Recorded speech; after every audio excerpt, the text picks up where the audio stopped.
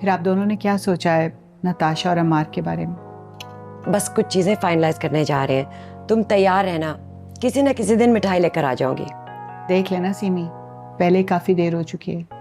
Actually there अमार के okay करने पर है। आजकल तो हर चीज़ वैसे रेडीमेड मिल जाती है, उसकी तो कोई टेंशन नहीं। समझ रही हो ना मैं क्या कह रहा हूँ? सारा झगड़ा इस बात का है, लेकिन जहांगीर भाई उसके ओके करने का ही तो सारा रोना है। और हम तो कब से इंतजार में बैठे हैं इसके लिए, पता नहीं अभी कब तक बैठे रहेंगे। मज़ीद इंतज़ार नहीं करना पड़ेगा साइमा, हमने बात कर ली है और उसने हमारी बात भी मान ली है। बस मुनासिब वक्त का इंतज़ार है, सब ठीक हो जाएगा इंशाल्लाह। अल्लाह करे।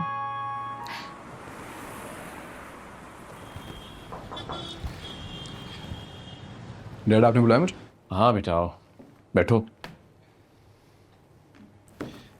एक ख्वाहिश मेरी अधूरी रह गई है। आप क्या कसर बाकी रहेगी डैड? बेटा तुम्हारी माँ चाहती है कि तुम शादी। डैड आप भी मॉम की तरह शुरू हो गए, आप छोड़ते नहीं ना इस टॉपिक को। बेटा ये इतना मुश्किल काम नहीं है जितना तुम टाइम ले रहे हो।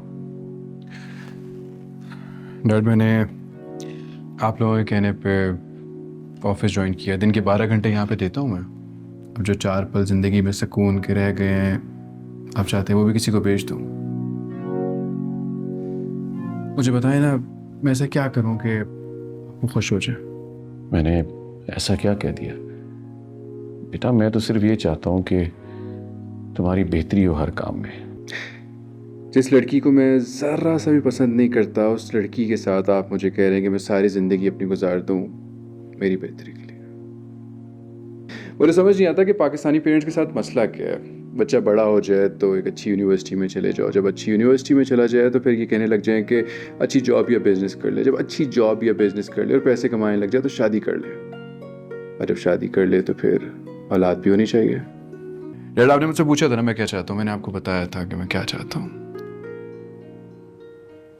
लेकिन आपने नहीं माने क्योंकि आपने कहा कि मेरी बेहतरी नहीं है। इतना तो राइट होना चाहिए कि मैं अपनी बेहतरी खुद डिसाइड कर सकूं। लेकिन आप कह रहे हैं तो मैं आपकी बात मान लेता हूं।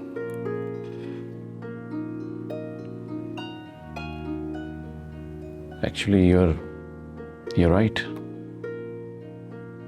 अगर मैं तुम्हारी जगह होता तो मेरा भी यही जवाब होता। पता नहीं डैड की मुझे समझ नहीं आती। अभी ऑफिस आए थे स्पेशली ये कहने के लिए कि मैं नताशा से शादी कर लूं। तो इसमें प्रॉब्लम क्या है? अंकल का ऑफिस आना या ऑफिस में शादी की बात करना? ऑब्वियसली शादी की बात करना, जबकि मैं सबको समझा समझा के थक गया हूं कि मुझे अभी शादी नहीं करनी, लेकिन किसी को समझ नहीं आ रही है बात, इवन नताशा को भी नहीं। वैसे तो ये तुम्हारा पर्सनल मैटर है, but I think they should have understand this. मुझे तो अफसोस हो रहा है कि मैं पाकिस्तान आया क्यों। खैर परेशान होने की कोई बात नहीं है, मैं अल्लाह से दुआ करूंगी, एवरीथिंग विल बी बेटर इंशाल्लाह। तुम बताओ, कोई जरूरी काम तो? मैंने कुछ ईमेल्स डिस्कस करनी थी तो I needed you for a while.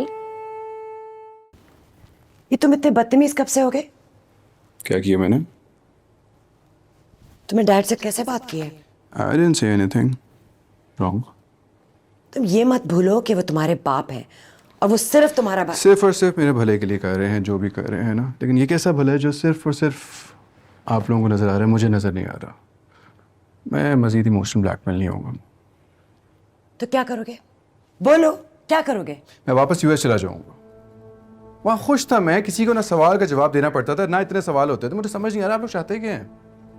अमार जरा ठंडे दिमाग से सोचो, नताशा अच्छी लड़की है और हम तुम्हें कौन सा इतना मुश्किल फैसला करने को कह रहे हैं? हाँ मेरी बात सुनो, इट्स नॉट अबाउट गुड और bad, it's about what I want and I don't want this right now. You know, ये तुम इतना सेल्फिश हो रहे हो ना, ये तुम नहीं हो। मेरा बेटा इतना सेल्फिश नहीं है, उसे दूसरे लोगों के जज्बात और ख्वाहिशात का पूरा एहसास है। ये जिस कैफे से तुम गुजर रहे हो ना, प्लीज निकल जाओ इससे। मुझे पूरा यकीन है कि तुम्हें अपनी गलती का एहसास होगा और तुम सही डिसीजन लोगे।